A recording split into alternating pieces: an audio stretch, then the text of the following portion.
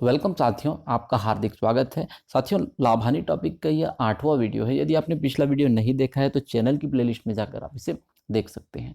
Exercise D तक के प्रश्नों को हम सॉल्व कर चुके हैं। इस वीडियो में हम एक्सरसाइज ई और एक्सरसाइज एफ के प्रश्नों को हल करेंगे। यह एक महत्वपूर्ण सूत्र है। इस सूत्र के माध्यम से आप कई हाथों से गुजरने वाली वस्तुओं से संबंधित जो प्रश्न होंगे उसमें अलग अलग लाभ की दरें दी हुई हो, जैसे R1, R2, R3। अगर लाभ की जगह हानि हो तो यहाँ पर प्लस की जगह आप माइनस ऋण का चिन्ह लगा लीजिएगा। तो यहाँ देख सकते हैं प्रश्न में यदि आपको लागत या क्रय मूल्य दिया हो या फिर 100 मानकर हम हल करेंगे और लाभ क्रमशः P1, P2, P3 है और उसके आधार पर विक्रय मूल्य आप इस सूत्र के माध्यम से आसानी से हल कर सकते हैं। इस सूत्र के माध्यम से आप एक्सरसाइज ई के पहला, तीसरा और चौथा, ये 4 में से 3 प्रश्न जो हैं आपके होमवर्क के लिए रहेंगे। दूसरे प्रश्न पर हम चर्चा कर रहे हैं। बाकी के 3 प्रश्न पिछले पेज में जो सूत्र मैंने बताया उस सूत्र के माध्यम से आप आसानी से हल कर सकते हैं। एक्सरसाइज ई का दूसरा प्रश्न देखते हैं। ए एक घोड़ा बी को हानि के एक निश्चित प्रतिशत पर बेचता है और बी इसे सी को हानि के उसी प्रतिशत, कौन से प्रतिशत पर? ए ने बी को जिस प्रतिशत पर बेचा है उसी प्रतिशत पर बी सी को बेच रहा है।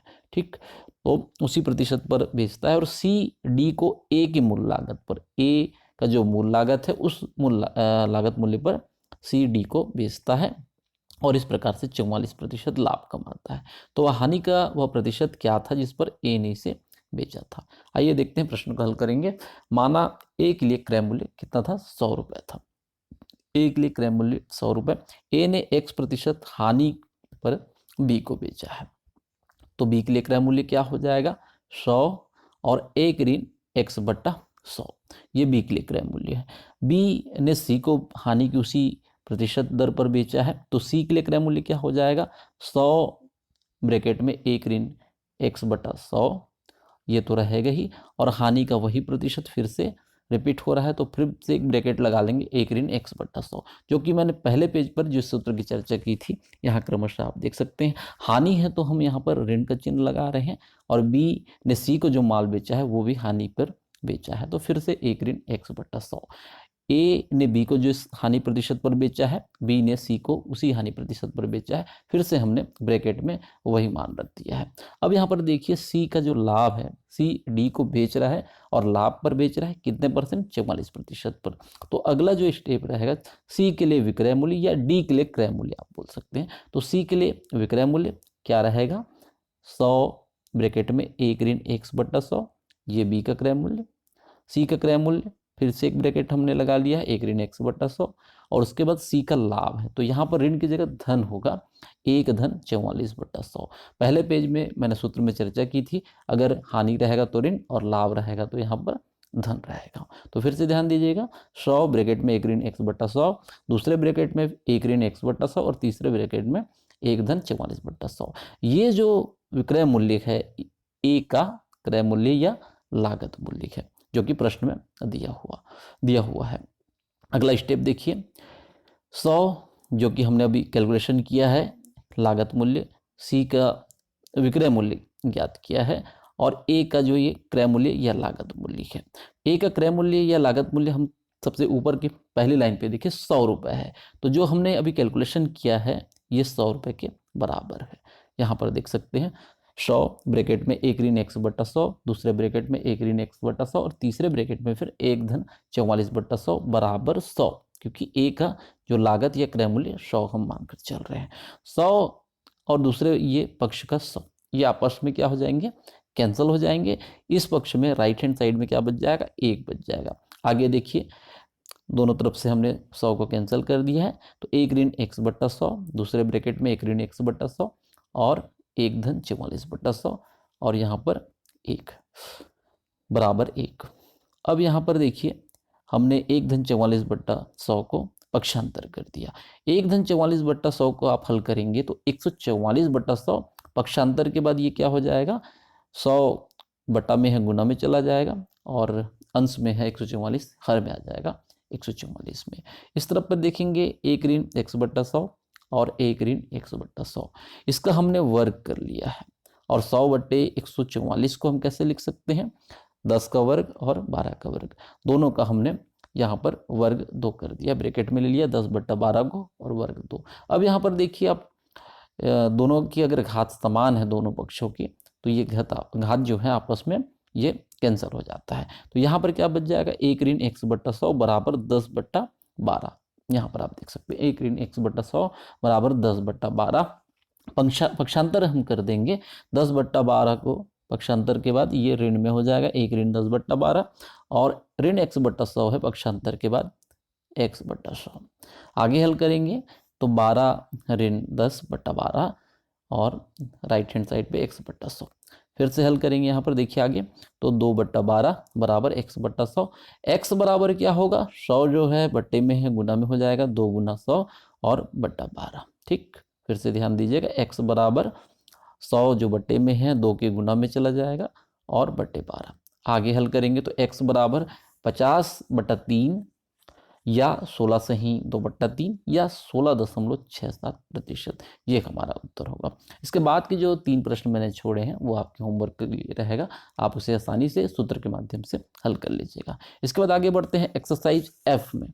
एक्सरसाइज F का जो पहला प्रश्न है ये ऑलरेडी यूट्यूब पे अपलोड है, लाभ-हानि टॉपिक का आप तीसरा वीडियो देखिएगा, उसमें ये प्रश्न सॉल्व किया हुआ। दूसरे प्रश्न पे हम चर्चा करते हैं। एक फल वाले ने कुछ संतरे 1.36 रुपये, 1 रुपये 36 पैसा के 2 के हिसाब से खरीदे और उतने ही संतरे पुनः 1.35 रुपये के 3 के हिसाब से खरीदे हैं उन्हें, और जितने खरीदे हैं उसको 2.70 रुपये के 5 के हिसाब से, है ना, 2.7 रुपये के 5 के हिसाब से बेचकर कितना है, 1.5 रुपये की, 1.50 रुपये की हानि उठाई। बताओ उसने कुल कितने संतरे खरीदे। संतरों की संख्या ज्ञात करनी है।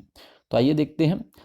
मान लेते हैं कि उसने प्रत्येक बार 6 संतरे खरीदे। 6 संतरे क्यों खरीदे, यहाँ पर हमने कैलकुलेशन क्यों किया है, इस सरलता के लिए। यहाँ पर देखिए 2 है और बाद में इसने 3 संतरे, तो 2 गुना 3 या फिर 2 और 3 का आप लघुत्तम निकाल लीजिएगा। सरलता के लिए हमने यहाँ रख दिया है 2 गुना 3, 6 संतरे खरीदे हैं, प्रत्येक बार 6 संतरे खरीदे हैं। तो पहली बार जो 2 संतरे खरीदे हैं उसका क्रय मूल्य कितना है, 1 रुपये 36 पैसे है। तो 6 संतरों का क्रय मूल्य कितना होगा, तो 1 रुपये 36 पैसा बटा 2 गुना 6। ठीक, तो इस तरीके से 4 रुपये 8 पैसा, 4.08 रुपये होगा। ये पहली बार के 6 संतरे का है। दूसरे बार में क्या कर रहा है, 3 संतरे का क्रय मूल्य कितना है, 1 रुपये 35 पैसा, 1.35 रुपये। 6 संतरों का क्रय मूल्य के लिए क्या करेंगे, 1.35 गुना 6 बटा 3, तो इस तरीके से 2.7, 2 रुपये 70 पैसा।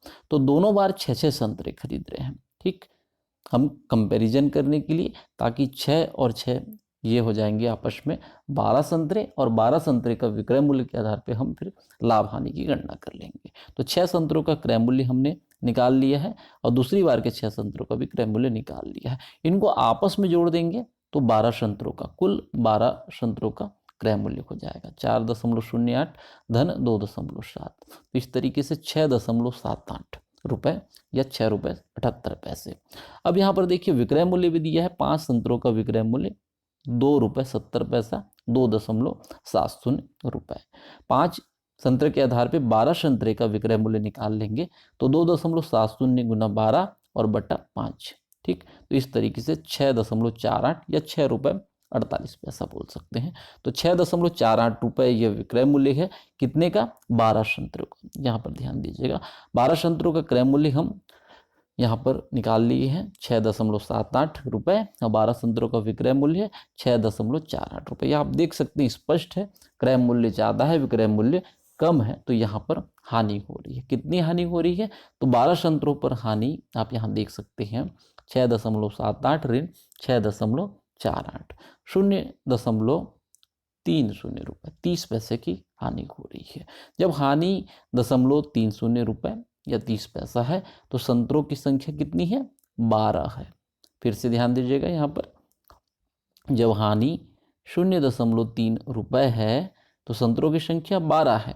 तो जब हानि 1.5 रुपये, ये 1.5 रुपये कहाँ है, प्रश्न में दिया है, तो जब हानि 1.5 रुपये, 1 रुपये 50 पैसे है, तो संतरों की संख्या कितनी होगी, तो 12 गुना ये वाले 12 गुना 1.5 बटा 0.3। तो इस तरीके से 60 संतरे ये हमारा उत्तर होगा।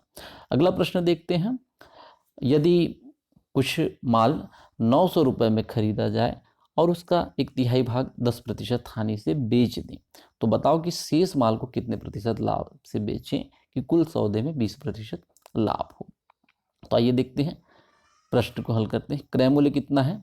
900 रुपये। ये प्रश्न में दिया है। 900 का 1/3 कितना होगा? तो 900 का 1/3 के लिए गुना 1/3 कर देते हैं, 300 रुपये होगा। और इस 300 रुपये पे 10% हानि, ठीक है, 10% हानि, तो 300 का 10% आप निकालेंगे तो 30 रुपये होगा। ठीक है, तो 900 रुपये, उसका 1/3 300 रुपये और 300 का 10% 30 रुपये। हानि पे बेचेंगे तो क्या होगा? ये नहीं जुड़ेगा बल्कि घटेगा। 10% हानि पर विक्रय मूल्य बोलेंगे तो 1/3 भाग का हम निकाल रहे हैं। कौन से 1/3 भाग का? 300 का। 300 रुपये का जो है 1/3 है, उसको अगर 30 रुपये हानि पे अगर बेचते हैं तो मूल्य कितना होगा? 270 रुपये पे बेचेंगे। फिर से ध्यान दीजिएगा, सबसे ऊपर है क्रय मूल्य 900 रुपये। 900 का 1/3 हमने कितना निकाला है? 300 रुपये, और 300 का 10% कितना होगा? 30 रुपये। हानि हो रही है और 10% हानि पर विक्रय मूल्य कहेंगे तो जुड़ेगा नहीं है। अगर लाभ होता तो जोड़ते, हानि है तो घटा रहे हैं। 270 रुपये विक्रय मूल्य होगा। अगला स्टेप देखिए, कुल सौदे पर 20% लाभ के लिए विक्रय मूल्य। कुल सौदा कितने का है? 900 रुपये क्रय मूल्य है, और 900 पे 20% के लिए 900 पे 20% लाभ के लिए क्या करेंगे? 900 में 900 का 20% जोड़ देंगे। 900 का 20% कितना आएगा? आप कैलकुलेट करके देखिएगा, 180 आएगा।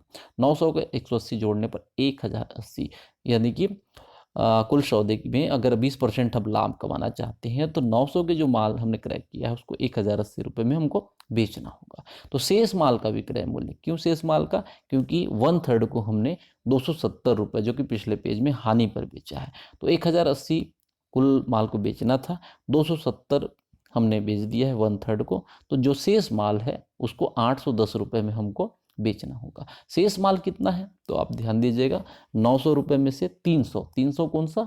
जो पहले पेज में हमने 1/3 निकाला है उसको घटा देंगे, तो शेष माल का क्रय मूल्य कितना? 600 रुपये। ये 600 कौन सा है? 2/3। 1/3 हमने 300 अलग कर लिया जिसको हानि पर बेच रहे हैं, तो शेष माल कितना है? 600 रुपये। और 600 रुपये को हमको कितने में बेचना चाहिए? यहाँ पर 810 रुपये में। 600 के जो माल है उसको 810 रुपये में अगर बेचते हैं तो लाभ कितना होगा? 210 रुपये का होगा। फिर से ध्यान दीजिएगा, 900 का जो माल था 1/3 जो है 300, उसको हमने हानि पे बेच दिया 270 पे। कुल जो सौदे हैं उस पर 20% लाभ के लिए 1080 में हमको बेचना था। ठीक, 1080 में से हमने 270 पे 1/3 को बेचा है, तो बाकी जो माल है उसको हमको 810 में बेचना है। बाकी माल कितने का क्रय मूल्य का या लागत मूल्य का है? 600 का है। 810 में बेचते हैं तो 210 का लाभ होगा। अब यहाँ पर देखिए लाभ प्रतिशत, लाभ प्रतिशत की गणना करेंगे तो लाभ प्रतिशत का सूत्र लाभ गुना 100 बटा क्रय मूल्य। ठीक, तो लाभ 210 किस पे? 600 रुपये पे गणना कर रहे हैं, तो गुना 100 बटा 600। इस तरीके से 35% हमको या ये लाभ का जो दर प्रतिशत है ये होगा, ये हमारा उत्तर होगा। अगला प्रश्न देखते हैं। एक व्यापारी ने 160 रेडियो और 140 घड़ियाँ 55,500 रुपये में खरीदे। 55,500 में रेडियो, 160 रेडियो और 140 घड़ियाँ दोनों ही इंक्लूड है, इसका क्रय मूल्य इंक्लूड है। खरीदे क्रय मूल्य, उसने रेडियो को 10% लाभ पे और घड़ियों को 4% हानि पर बेचा है। यदि उसे कुल 1,140 रुपये का लाभ हुआ है तो एक रेडियो और एक घड़ी का क्रय मूल्य ज्ञात कीजिए। आइए देखते हैं। माना 160 रेडियो का क्रय मूल्य कितना है? 100 रुपये है। 160 रेडियो का क्रय मूल्य x है, तो 140 घड़ी का क्रय मूल्य कितना होगा? 55,500 में से x घटा देंगे।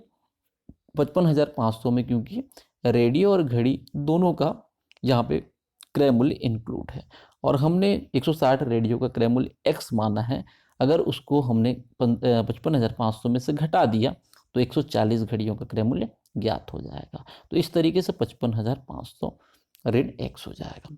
160 रेडियो पर लाभ हुआ है, कितना प्रतिशत? 10% हुआ है। तो 160 रेडियो का क्रय मूल्य कितना है? x है, उस पर 10% लाभ कितना होगा? 10x बटा 100 होगा। फिर से ध्यान दीजिएगा, 160 रेडियो पर लाभ 10x/100 होगा, x गुना 10/100। इसी प्रकार से 140 घड़ियों पर हानि हुई है। कितना हुआ हानि है? 4% हुआ है। तो 140 घड़ियों का क्रय मूल्य कितना है? 55,500 ऋण x। 55,500 ऋण x का 4%, 4/100 कर लेते हैं, गुना 4/100। तो इस तरीके से 2,220 ऋण 4x/100 ये क्या है? हानि है। अब यहाँ पर ध्यान दीजिएगा कि जो 160 रेडियो पर लाभ हुआ है 10x/100 और 140 घड़ियों पर जो हानि हुई है 2,220 ऋण 4x, ये को आपस में हल करेंगे तो कितने रुपए का लाभ हो रहा है? 1,140 रुपए का। इस लाभ में से यदि हम हानि को घटाते हैं तो किसके बराबर है? 1,140 रुपए के बराबर, जो कि प्रश्न में दिया हुआ है। तो अतः कुल लाभ बराबर क्या करेंगे? जो 160 रेडियो पर लाभ है इसमें से हम 140 घड़ियों पर जो हानि उसको घटा देते हैं। 10x/100 ऋण 2,220 ऋण 4x/100 बराबर 1,140 के बराबर, ये प्रश्न में दिया हुआ है। आगे हल करते हैं।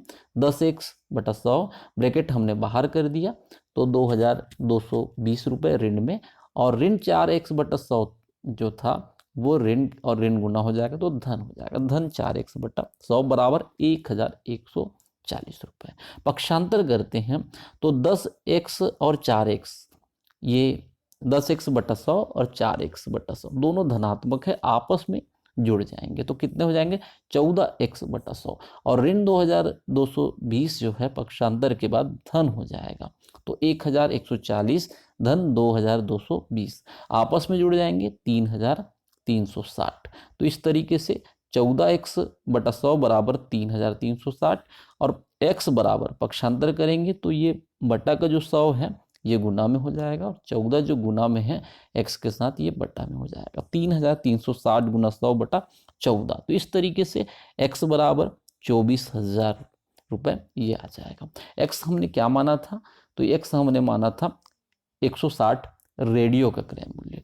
एक रेडियो का क्रय मूल्य के लिए 24,000 में से 160 भाग कर देंगे, 150 रुपये एक रेडियो का क्रय मूल्य है। 140 घड़ियों के क्रय मूल्य के लिए क्या करेंगे? 55,500 में से 24,000 घटा देंगे, 31,500 आ जाएगा। ये 140 घड़ियों का क्रय मूल्य है। 140 घड़ियों का क्रय मूल्य, एक घड़ी के क्रय मूल्य के लिए 140 से भाग दे देंगे, 225 रुपये आएगा। ये हमारा उत्तर होगा। इसके बाद लास्ट जो प्रश्न है ये आपके होमवर्क के लिए मैं छोड़ रहा हूँ, ये आप आसानी से इसे हल कर लीजिएगा। साथियों उम्मीद करता हूँ ये वीडियो आपके लिए यूजफुल रहेगा, हेल्पफुल रहेगा। इससे मिलते जुलते प्रश्न आप अपने पुस्तक से, अपने गाइड से ज़्यादा अभ्यास कीजिएगा, प्रैक्टिस कीजिएगा, ताकि आपकी तैयारी और बेहतर हो सके। ज़्यादा से ज़्यादा शेयर कीजिएगा ताकि हिंदी माध्यम के और भी जो हमारे साथी विद्यार्थी हैं वो भी इस वीडियो का, इस चैनल का लाभ ले सके। यदि आपने अब तक सब्सक्राइब नहीं किया है तो सब्सक्राइब अवश्य कीजिएगा, क्योंकि इस चैनल में आपको कॉमर्स के स्टडी मटेरियल के साथ ही बस्तर यूनिवर्सिटी और हायर एजुकेशन छत्तीसगढ़ की लेटेस्ट नोटिफिकेशन ऑर्डर की जानकारी मिलती रहेगी। Thank you.